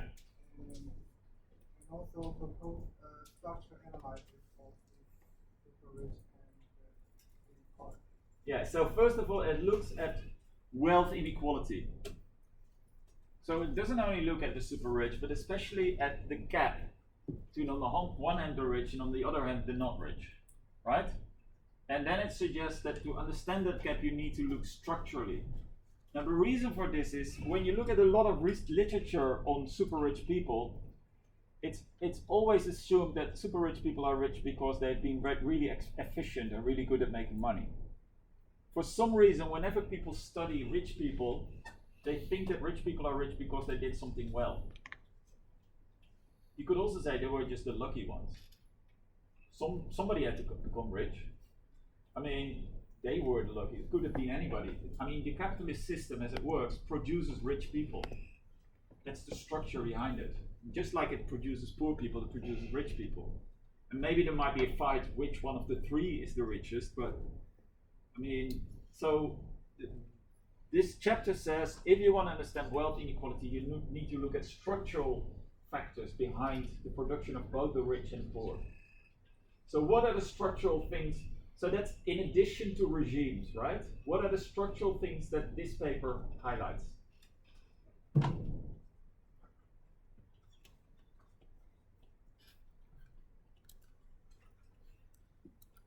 Revenue. Sorry? The revenue. Yeah. So one of the important ones is the revenue regime. So that's the regime in which the government gets its money, and that relates to what we just talked about, right? The fact that money is being made through real estate or through land, more specifically. That's one thing. What else does it look at? Policy, the political system, and the economic policy, and wealth. Yeah. So well, the last thing, the wealth inequalities is more the consequence. So it looks at three things as structural reasons particularly. First is the political system. So it is true, Hong Kong, if there would have been more democracy in Hong Kong people would have voted out this system, for sure. They definitely would have. So this is also why there was so much resistance by the dominant regime against democratization. It's not only that this resistance was in mainland China, also locally in Hong Kong, there was a big group of people that got really rich. They didn't want to change anything, right? So that's the political system. That's the fact that basically it's only a small group of people that get to determine what happens here. If you look at so there's a chief executive and there's an executive council. In the executive council, there's a seat actually for the leader of the indigenous villagers, which is just showing how politically important these are. Right? So that's the first one. The second one is the revenue system. And the third one then is economic policies. What is very striking about economic policies is the Hong Kong government, although they keep saying they want to diversify, because the Hong Kong government, Hong Kong basically runs on three big industries. First is land development. The second is finances and services. And the third also maybe tourism, you could say, right? But it's especially the first two. Well, both services and finances as one industry and land are extremely volatile. When the economy goes wrong, they crash. So the whole of the Hong Kong economy is dependent on two really volatile industries. That's never good. Because if you get an economic crash, then Hong Kong is really in big problems. Right? So Hong Kong government has been saying for a long time they want to diversify, they want to produce high-tech services, they keep looking at Samsung. Why don't we have a Samsung company in Hong Kong, right? But then if you look at the end of the day, if they have to make choices, they never make the choices that you have to make to do that. Because this regime is so dominant. And they just change everything into real estate policies all the time. So that's the first section of this chapter. It looks at these structural reasons and then it says wealth inequality in Hong Kong is the result of the structural situation in Hong Kong. And that structural situation doesn't change because the regime doesn't want it to change. What does the second section of the chapter do?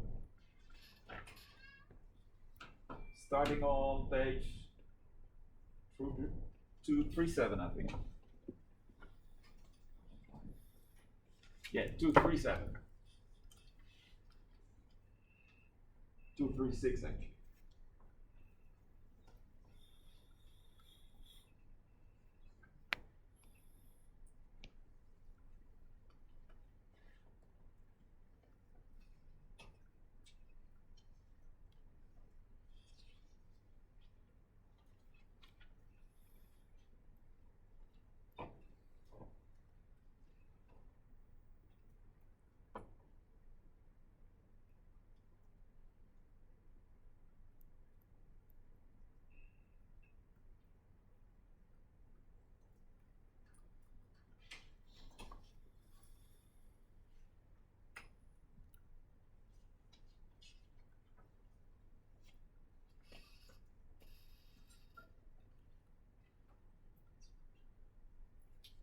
So what is the argument of the second section? The reasons of the acceptance of inequalities. So if income inequalities are so outrageous, and also if the possibilities of people growing up, for instance, in public housing estates, to really get a good life are not so good, then why are people accepting this? Or why is there not more outrage about it? Or there is now, but there wasn't that much some time ago. Why? There's three arguments in this section. What are the three arguments? Pro-development. Yeah. So the first argument is that the business in business there's a pro-development regime, and most parties that are rich have an interest in this regime. So within the business world, a lot of the interests are focusing in the same direction. So remember before that you only get pluralism when there's different industries. If all these industries focus in the same direction, you roughly get support within the business community. So there's not really criticism within the business community. What are the other two arguments? Dominant ideology that makes people believe. Yeah. So the second reason is that goes through especially education. By presenting views, by educating children in views that present this as a natural situation. And this is happening around the world, by the way. I mean, that capitalism produces a fair situation. It's, oh yeah, that's natural. It happens. It's a very common way around the world to control social opinions. What is the third way to maintain satisfaction?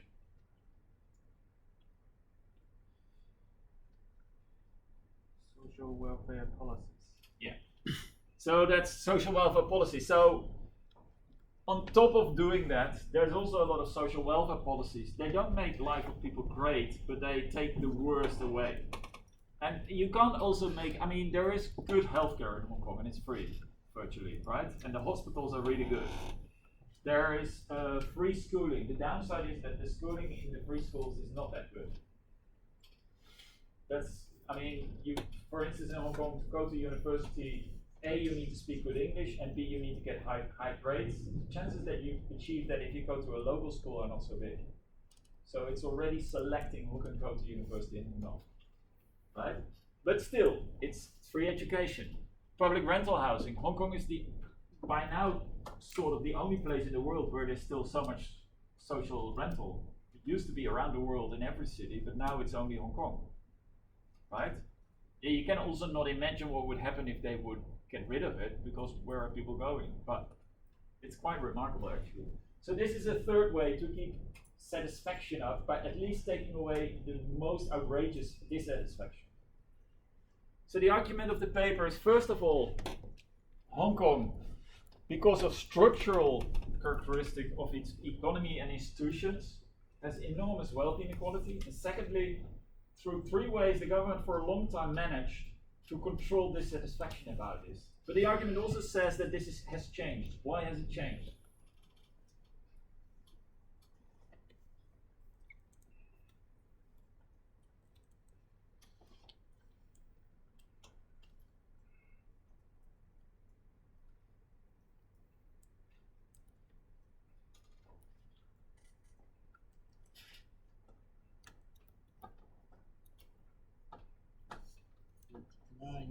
Social welfare.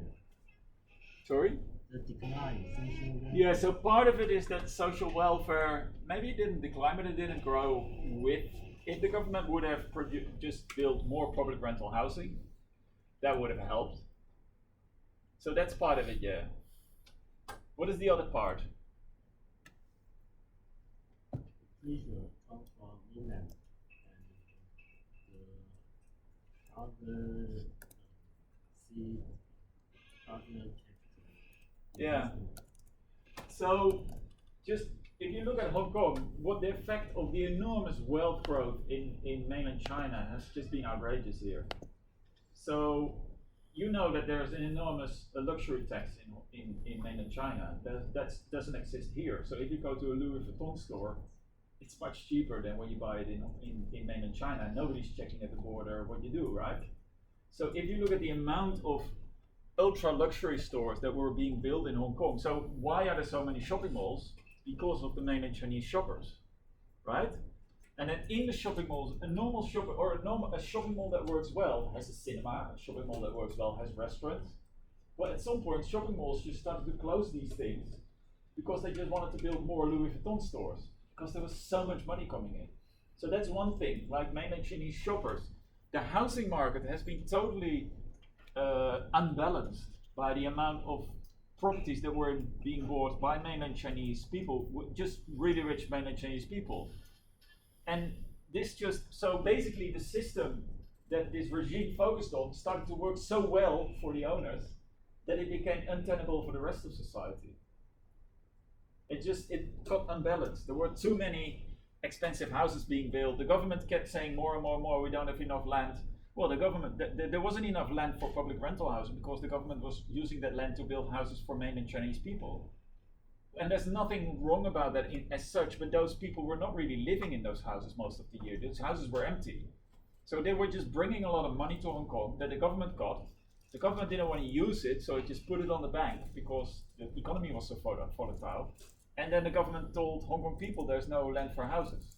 So obviously Hong Kong people got less and less satisfaction out of this.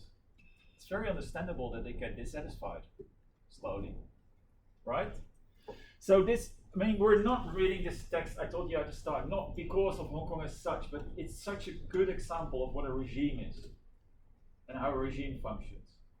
Now, the remainder, I've got an example to show how a regime works in policy transfer. Because that's what we started with, right? We're talking about policy transfer and then how policy lent in its place. So how does this regime influence the landing of policy? That's the crucial question. And we're going to look at that through a case study of creative industries. Now, the first question, of course, is what are creative industries? I mean, I've got to go a little bit quick. You know me, the last 15 minutes I have to race because I was too slow before. But creative industries are all those industries where the money generated comes through creativity. But creativity is defined really broad. So this can be design, this can be also finance. It's a really broad category, right? So the main conclusion of the Hong Kong case that I'm going to talk about here now is that the outcomes of the creative industries policies, and the creative industry policies, that's an international policy. So that's a policy that has traveled, right? The outcomes of that policy in Hong Kong relate to the regime within which these policies have landed. So the key actors in this regime strongly focus on finance and real estate development. As a result, creative city policies in the end become translated into real estate policies. And actually, from the point of view of the regime, that's successful. So the example here is that Hong Kong government said we want to introduce creative city policies. They've also introduced those policies into Hong Kong, but while introducing it, these policies changed into real estate policies. So how did that work? Well, the concern about Hong Kong's economy really started to come in 1997, which of course was the year of the handover back of the old colony to mainland China, but it's also the year of the Asian financial crisis, of course. And the Asian financial crisis in Hong Kong was really painful. It was when there was an attack on the Hong Kong dollar, and that was almost successful. So the economy was sort of close to collapse, actually. So Hong Kong government then realized that it needed to diversify its economy. And it started to talk about how should we do that. And then there were two competing, that they asked, of course, a lot of consulting firms, and there were two competing solutions. The one solution was you should really focus on finance and services. The other one was you should focus on domestic Hong Kong production of high value added goods like technology and that sort of thing, right? Now, and of course, the financial services solution won, right? So how did it go? Well, they set up this whole thing. It's called Create Hong Kong. It's a dedicated government agency. They wanted to boost creative industries. They set up a Hong Kong Design Center. There were a lot of these sort of initiatives in name to say we want to support creative industries. They supported the film industry. And there were all these sort of plans and policies to support the creative industries. Now, one of the big plans, and for anybody from Hong Kong, this is sort of quite a terrible plan, or almost like a joke. But this was a plan. It's called Cyberport. It sounds really like woo, cyber. And then the idea of this came from Silicon Valley, actually, because in all the analysis at the time when Silicon Valley started to become really successful, of course, all these research started to focus on how was that possible. And the conclusion was always that there's three factors why Silicon Valley worked so well. It was a culture of a lot of entrepreneurs. There was a lot of investment capital, so a lot of money. And there was a university close by, Stanford. And these three together created it. Well, what did Hong Kong government say? In Hong Kong, we have the money. We have the investors. We also have the university, Hong Kong University. So we just really need to create a setting where these people can come together and then create the same thing. So they set up this cyberport quite close to Hong Kong and Hong Kong Island, which needed to become this new hub where all these technology firms would come. Right? But what happened? The plan was made in 1999. There would be a technology park in Pok Folam. The investment were worth 1.7 billion US. That's a lot of money, and it was aimed to be a strategic cluster of IT and communication companies. However, and this is a crucial thing, how was it developed? Typical for Hong Kong, the contract to develop this was given to one real estate developer, and of course this was the company of Li Ka-shing. Well, his son was running it, but it was his company. And actually, this is one of the first time that other developers were complaining that the developers were not supporting each other. They were saying this is ridiculous that one company gets this really big contract because they all wanted to have a piece of that contract, right? So what happened in the end? The project was being developed, and if you now go to that area, I don't know if you've been there, it's basically a shopping mall. It used to be a wedding mall. I don't know what it's now. It's sort of a totally failed shopping mall, and there's a lot of residential houses around it. And then there's PCCW, the telecom company of Li Ka-shing himself. They moved it there. They needed an office anyway. And then there's hardly anything else. So it's not an IT cluster at all. What there is, however, is a lot of residential buildings. So this is a typical example of how a project that was supposed to be a creative city project turns into a real estate development project, because a real estate developer will execute it and they just make money in the way that they know. So it's the first example. Second example, West Kowloon Cultural District. Similar story actually. This was supposed to be a creative hub. There was supposed to be museums, and it's now being developed. And it's being ridiculously slow. They were talking about this in '97. It's now, the buildings are starting to open up. We're talking about like 25 years later. That's ridiculous, even for, I mean, in Hong Kong, that's ridiculous. So what is the history here? Well, in 1996 already, there was this survey by the tourism board. And the tourism board said, there is not enough culture in Hong Kong. It's quite interesting, actually, that not Hong Kong, the cultural sector in Hong Kong said there's not enough culture, but the tourism board. In other words, it's not a problem for the Hong Kongers that there's no culture, apparently, but it's a problem for the tourists. Because the tourists were complaining there weren't enough cultural activities to do. So, in 1998, they proposed to develop the West Kowloon Cultural District. And the idea was to boost cultural and entertainment establishments. So it's a bit similar to the cyberport. It's an area not for cyber companies, but for creative companies and creative locations. So it would be a new museum for visual culture, theaters, concert halls, other performance venues. In 2001, Norman Foster, the designer, won the competition for the design, and he designed this design, which was an enormous roof. Now, the interesting thing about this whole design is, if you design it like this, it can only be developed by one developer, because it's one big building, right? So Foster's proposal suggested that it would be one developer, and Cyberport was just going on. So then everybody, also the developers, we're not going to do that again, and there was a lot of citizen resistance. And then in the end, the government had to decide they didn't want to do that, so they changed the first single developer plan. There was a new competition, and Foster won again, which is really interesting because his design wasn't so good. And then in the end, they're now developing it. But already, the reason why Norman Foster won the second round is he said he wanted to develop a forest there because there was not enough greenery in Hong Kong. But after 2 years, when he said that, already I think 3/4 of that forest is being scrapped because it's too expensive, and there are already new buildings proposed to vary the cost.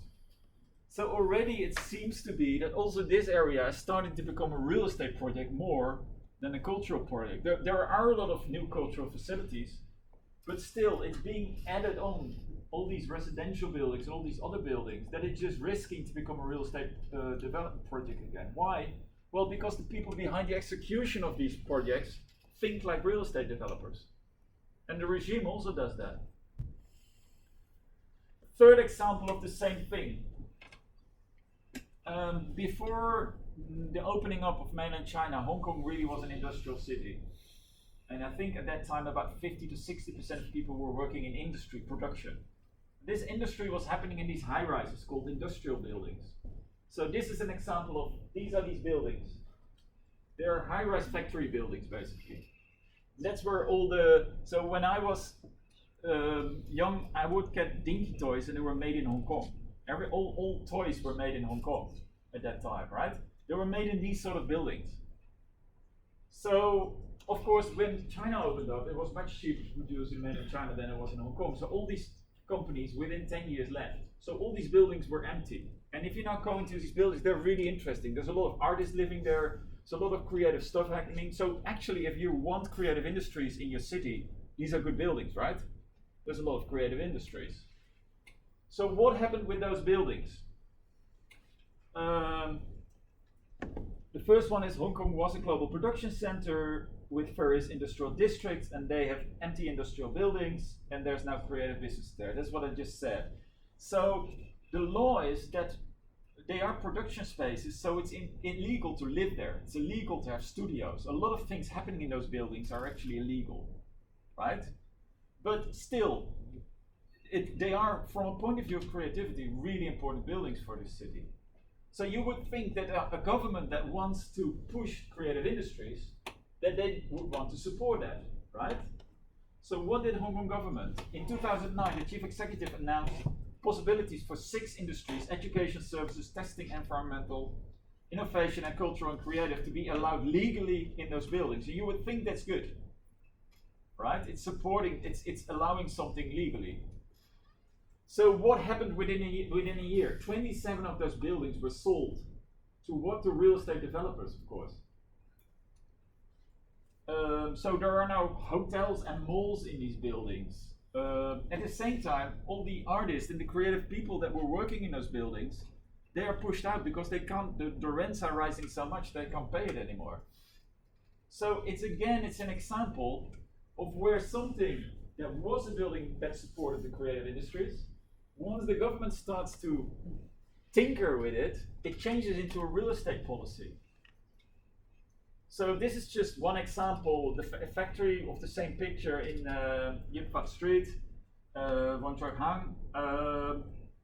So the price is now 31,000 for 2,000 square foot, and it's rising. And in these sort of buildings, if 80% of the owners decide that they want to sell, then the building is sold, and the last 20% can't resist it. So there's this enormous pressure to sell properties in those buildings and then have it redeveloped. And there's people, real estate developers, making ridiculous amounts of money there. The problem is, the people who are not making any money, of course, are the artists. They're being pushed out. So these are just quotes from artists there. Or from businesses. We're small business owners, and once the rent goes up, we will be kicked out. It's typical. These sort of creative industries, these creative design companies, they need cheap space to run their business, to start up. And they're able to do it in those buildings, but now not anymore. So it's actually something that's taken away from the creative industry. But the government, the chief executive, said we're going to do this to support the creative industries. So it's a typical example of how a policy changes from a creative city policy into a real estate policy. So if you look at this, what can you say? Well, the idea of the importance of creative industries in cities comes from elsewhere. This is an idea that was, especially Richard Florida has been really important behind this. He's sort of the creative city guru, right? He's been writing about in post-industrial city, you need to develop your creative industries, and that's good for your industry. Hong Kong government followed that idea, and they said, we want that also. So that's an example of policy transfer. Something comes from elsewhere, and Hong Kong government says, yes, we also want that. However, the implementation of that idea from elsewhere is very strongly structured by the dominant regime in Hong Kong. That is very strongly real estate focused, and which is local. So in Hong Kong, this regime is controlled by a dominant coalition that benefits disproportionately from real estate investments. So what happens then? Well, if you look through the eyes of regime theory, you can explain that when policies from elsewhere come to Hong Kong, because the regime makes all these decisions, they are being transformed into real estate policies in the end. So this is a very clear example of how territorialization works. From the outside, you might think, well, creative city policy is fantastic, let's do that. But then when it arrives here, it becomes something totally different. So that's my little case on, and that's the reason why we talked about Hong Kong and the Hong Kong regime today. So what you can see is that this idea of who decides and regime theory links up to the ideas of policy transfer to make understandable how policies change in a local setting. Does anybody have questions about that?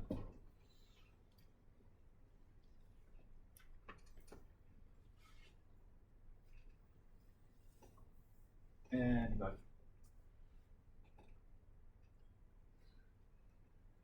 If not, then it's been 8:30, so let's go home or go study. Go study. Okay, guys, thank you. Thank you.